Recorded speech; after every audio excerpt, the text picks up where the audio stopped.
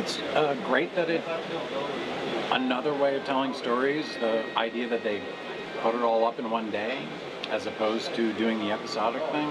Now the Mashable just did an article about how that affected social media, because people with Walking Dead and Sons of Anarchy, there's a live episode that has that arc. So people tweet about it when they're watching it live, because House of Cards is a really long movie that Netflix put up at once. It had a higher spike at the beginning and then really leveled off. I think that Netflix isn't going to say what the numbers are. They're never going to say what the ratings of it are, which I think is great. But I don't know. I like the idea of binge viewing, and I like the idea of them not putting ratings out, but what I'm concerned about is how much that does affect the social wave. That would they have been better to put it out every week? And I think that's really going to be a time will tell, and I think that's another thing with kind of seeing The Matrix, because Netflix sees binge viewing, they see how that works. No one else has their point of view. No one else can see what people are watching the way they can. So they have an advantage. It's like Nielsen ratings plus The Matrix. I mean, they can really know what every subscriber is doing in a way that no network can ever know. Even HBO can't get that kind of specific numbers, because it's all online, it's all IP addresses. But I think it's great that there is now another way to tell gigantic stories with big names in a way that HBO did, in a way that it's never been done before. It's history making at some level, and it'll be interesting to see what happens with Arrested Development. I think that's the one, because that has a pre-existing audience. House of Cards was a remake of a British miniseries, so I think when Arrested Development goes, that's going to be the one to watch, to see how that, because it's short episodes, people will watch the whole thing in a weekend, if that. And I think that'll be the one to watch, to see how Netflix handles binge viewing, putting stuff out quickly, and how the social media stuff works. I think it's going to have a much bigger spike than House of Cards. I think it's going to have a longer tail than House of Cards, and because they will have House of Cards is another season, I'm told, where the movie for Arrested Development, which will have nothing to do with Netflix, is the story, is what's out there. So I think that pre-existing audience that built over this time then gets 13 episodes or whatever they're putting out. That'll spike, that'll bring in some more people, and then they can go from the movie. So I think that because there's anticipation of more story, I think that the buzz will build. I think it'll build a little bit faster, and I think more people will watch Arrested Development than watch House of Cards, just because of the content.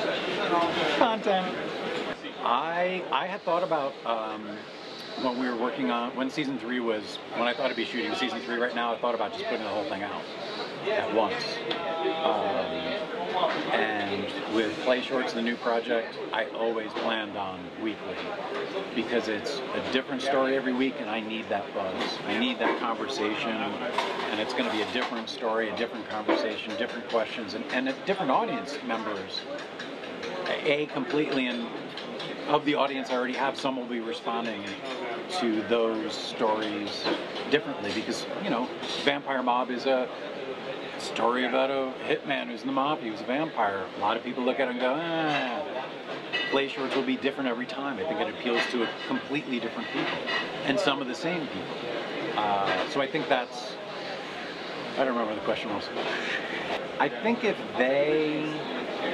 I know some people have done a thing where they're showing at a festival, and then they do a very limited online window where it's up. I think that's a good idea. I think it really depends on how big your network is. You can definitely have more conversation about if you're putting out something slowly, week after week after week, as opposed to just putting out, here's hour and a half. Here's the whole thing.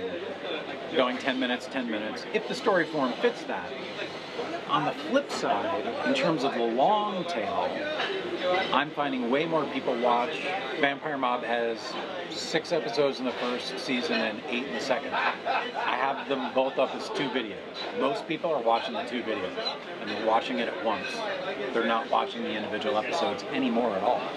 It's really more the single videos. So I think the long tail, people would rather sit back and just watch the whole thing. My advice, if you do put out a web series or anything individual, put out the individual episodes, and then after it has sort of run its little arc, bring it back out as one thing, one video. Because now I have a 49-minute video up on YouTube and a 30-minute, 27-minute video for the 2 videos on YouTube, and I think people are sitting back and watching that, just like they'd watch Hulu or Netflix or anything else. I think that it's about behavior. It's not about emulation. It's about what the future behavior is going to be, and I think Netflix is toying with that. YouTube has been toying with that for years and continues to.